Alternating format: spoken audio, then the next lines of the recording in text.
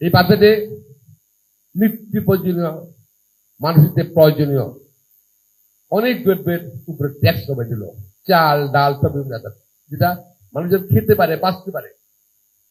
যেহেতু বিএনপি গণতন্ত্রে বিশ্বাস করে, আমাদের তারেক রহমান গণতন্ত্রে বিশ্বাস করে, মানুষের জনগণের শক্তি মনে করে, রাষ্ট্রীয় শক্তি মনে করে, এই যে জনমুখী বাজেট করেছেন। বিভিন্ন সময় বাজেট আলোচনা সমালোচনা আপনারা দেখছেন।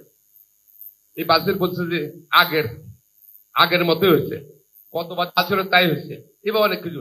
এবারকে সেই সমালোচনা নাই। যারা বিরোধীতে সবসময় বিরোধিতা করে তারা কিন্তু বাজেটের সমালোচনা করতে পারে না। শুধু একটা কথা বলে, পারবেন তো? যেটা স্বপ্ন দেখাচ্ছেন বাজেটে, যে পরিকল্পনা দিচ্ছেন, এটা বাস্তবায়ন করতে পারবেন তো? টাকা পয়সা জোগাড় করতে পারবেন তো? এটা ছাড়া এবারকার বাজেটে কিন্তু অন্য কোনো সমালোচনা নাই। এমনকি অনেক বামপন্থী বুদ্ধিজীবী আছে, তারা কিন্তু সমালোচনা করতে পারে না। এবং আমাদের উনারা কিন্তু প্রত্যেকটা বাজেটে অনেক অনেক রিসার্চ করে, মূল্যায়ন করে। উনারা কিন্তু বাজেট নিয়ে সমালোচনা বলে, পারবেন তো সরকার? চ্যালেঞ্জ এটা, মানে সরকার। এবং এখানে দেখেন এটা একটা গণমুখী বাজেট, জনগণ কর্তৃক নির্বাচিত সরকার জনগণের জন্যই এই বাজেটটা প্রণয়ন করেছে। ইনশাল্লাহ আমরা বলতে চাই, আমাদের মাননীয় প্রধানমন্ত্রী অনেক অভিজ্ঞতা, নিজে রাজনৈতিক পরিবার, মা দেশের রাষ্ট্রপতি ছিলেন, শহীদ প্রেসিডেন্ট জিয়া রহমান, স্বাধীনতার ঘোষক। বাবা রাষ্ট্রপতি ছিলেন, শহীদ প্রেসিডেন্ট জিয়া রহমান। মা ছিলেন দেশের প্রধানমন্ত্রী। শুধু কি তাই, দীর্ঘদিন জীবনে আন্দোলন সংগ্রাম করছে জনগণের মানুষের জন্য। এবং ওই পরিবারের উনি সন্তান, নিজেও রাজনীতি জড়িত ছিলেন, নিজেও সাফার করছেন, ভিকটিম করছেন। 17 বছর উনি কিন্তু বিদেশে ছিলেন, এবং বিদেশ থেকে কিন্তু প্রতিদিনই উনি এবার এই দেশের মানুষকে কিন্তু বিদেশ থেকে আপনার সংগঠিত করা বিশাল ব্যাপার, বিশাল ব্যাপার, পৃথিবীতে খুব বিরল। এবং প্রতিদিনই ওনার মিটিং ছিল, কোন না কোনো ভার্চুয়ালি মিটিং ছিল গত 17 বছর। এবং দেখেন, উনি আসার পর, দেশে আসার পর লক্ষ লক্ষ মানুষ হয়েছে। উনি বলছেন, আই হ্যাভ এ প্ল্যান। উনি প্ল্যান অনেকে বিশ্বাস করতে পারছিল না। তারপর সে কি প্ল্যান নিয়ে আসছে, তার প্ল্যানের মধ্যে এবার মানুষ বুঝতে পেরেছে এই বাজেটে এলো তার প্ল্যানের কিছুটা অংশ গেছে। ইনশাল্লাহ পর্যায়ক্রমে আরো অনেক কিছু আসবে।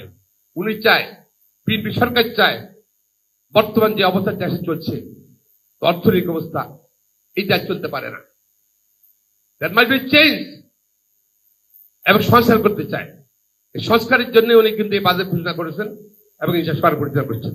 আমরা দোয়া করেন যেন ইনশাল্লাহ আমরা এই কার্যক্রম অব্যাহত রাখতে পারি। পাশাপাশি যারা আইনজীবী আছেন, আমি যারা আছেন, এই কাজ করেছেন, ইউ আর ন্যাচারাল লিডার। আপনার ন্যাচারাল লিডার।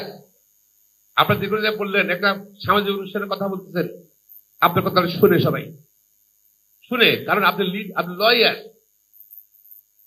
আপনি একটা অনুষ্ঠানে গেলেন, একটা মিটিংয়ে গেলেন, যেখানে গেলেন, একটা পাঠে গেলেন, আপনাকে অ্যাটেনশন, মানুষের অ্যাটেনশন ড্র করেন।